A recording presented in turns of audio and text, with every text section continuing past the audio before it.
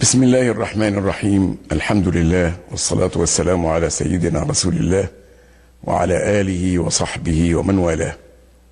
أما بعد، فقد من الله عز وجل على المؤمنين بثلاثة أشياء بارزة، وهي من أفضال الله عز وجل على الإنسان. أولا، من علينا ببعثة النبي محمد صلى الله عليه وسلم. لقد من الله على المؤمنين إذ بعث فيهم رسولا من أنفسهم يتلو عليهم آياته ويزكيهم ويعلمهم الكتاب والحكمة وإن كانوا من قبل لفي ضلال مبين. ومعنى أن الله يمن علينا بهذا أنها نعمة كبيرة جدا أن اصطفى محمدا واصطفانا لمحمد صلى الله عليه وسلم. المنة الأخرى هي منة الإسلام، توفيق الله عز وجل وهدايته لنا إلى الدخول في الإسلام. يمنون عليك أن أسلموا، قل لا تمنوا علي إسلامكم بل الله يمن عليكم أن هداكم للإيمان إن كنتم صادقين. إن الإنسان حين يتأمل عن وضعه في الآخرة حينما لا يكون مسلما يستشعر بهذا التصور كيف أن الله أنعم وفضل وأفضل وأكرم بهذا الدين. النعمة الثالثة هي نعمة الأخوة في الله. ونعمة الأخوة في الله نعمة فيها مردود على النفس البشرية تأنس لغيرها وتألف وتؤلف. من هنا جاء القرآن الكريم يذكرنا بنعمة الله عز وجل علينا أن جعلنا مؤمنين وألف بين قلوبهم. لو أنفقت ما في الأرض جميعا ما ألفت بين قلوبهم ولكن الله ألف بينهم. هذه نعمة كبرى لا يشعر بها إلا الحاقد المختلف دائما مع غيره، الطامع فيما عند غيره. إنما حينما يستشعر تلك الأخوة فإنه يفضل أخاه على نفسه ويؤثرون على أنفسهم ولو كان بهم خصاصة. الأخوة في الله لا لغرض ولا لقرابة.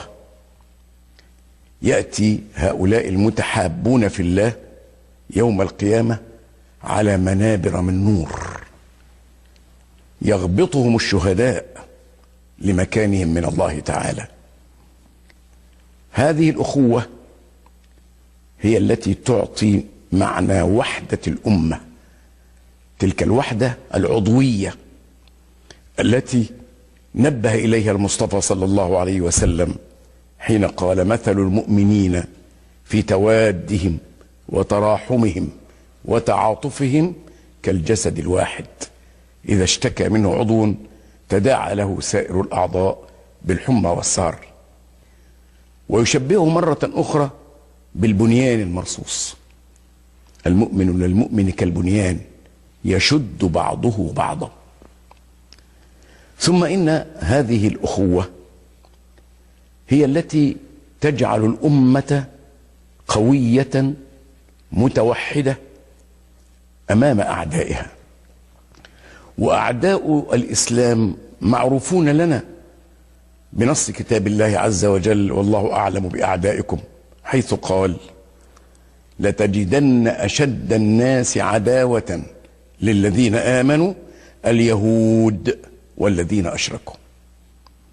حدث منهم في عهد رسول الله صلى الله عليه وسلم محاولات كثيرة لتفريق المسلمين بعضهم مع بعض وإيقاد نار الحرب بينهم.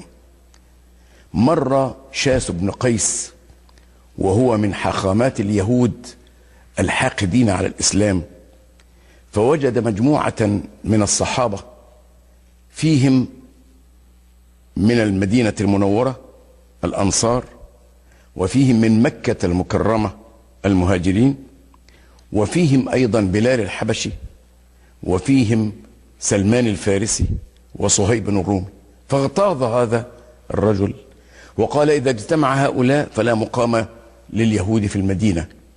ودس عليهم شابا يذكرهم بالحرب التي كانت بينهم بين الأوس والخزرج، حتى هاجوا وأمسكوا بالسيوف ليعيدوا الحرب.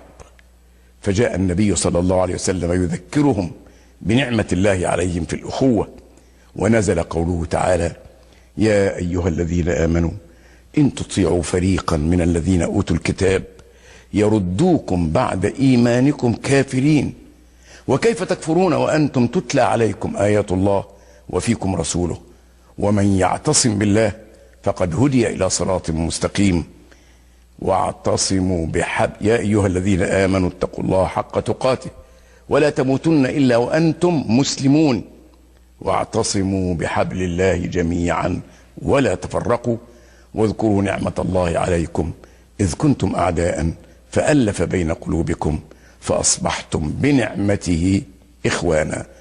رزقنا الله وإياكم شكر النعمة ووقانا سوء الفرقة إنه ولي ذلك والقادر عليه. والسلام عليكم ورحمة الله وبركاته.